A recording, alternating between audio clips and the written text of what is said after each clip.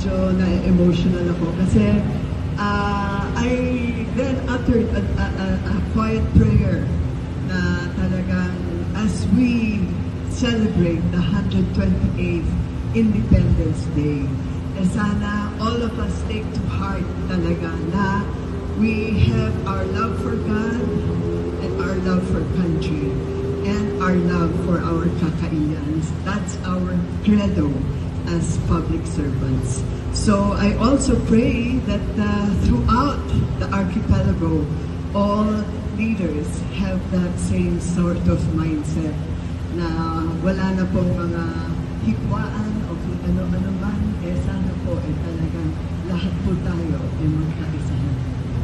So anyway, as we gather to commemorate the 128th anniversary of the Philippine independence, we honor the courage, the sacrifices, the patriotism of Filipinos who fought for the freedom that we enjoy today.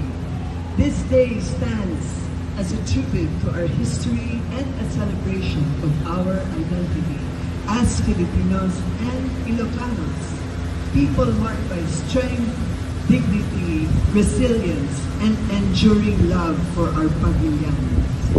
As Ilocanos, we carry with pride the legacy of our heroes, Juan Luna and Antonio Luna, whose brilliance and bravery awakened national pride, General Artemio Ricarte, who remained firm in his devotion to Philippine independence, Gregorio Agripay, who united faith and nationalism in service to the people, Roque Ablan Sr., who stood for justice and freedom, Ferdinand Marcos Sr., whose leadership and service form part of our province historical journey, and of course, Josefa Llanes Escoda, founder of the Girl Scouts of the Philippines and a devoted champion of women, youth, and nation building.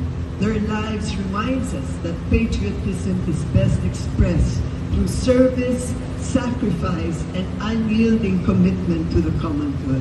And among us, I still see the relations of our former heroes or our departed heroes. We have our Congressman Angelo Marcos Barba, as a direct descendant of our Ferdinand Marcos, correct?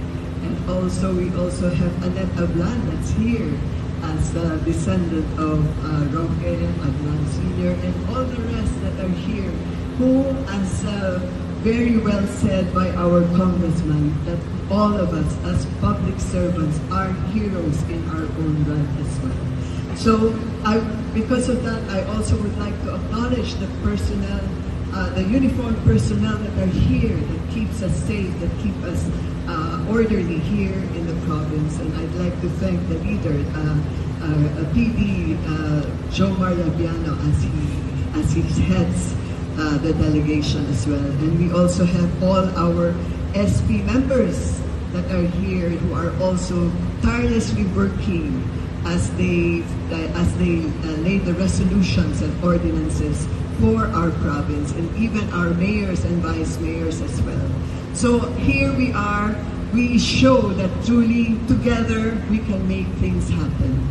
And I truly would like to thank you for making time to celebrate this Independence Day all together.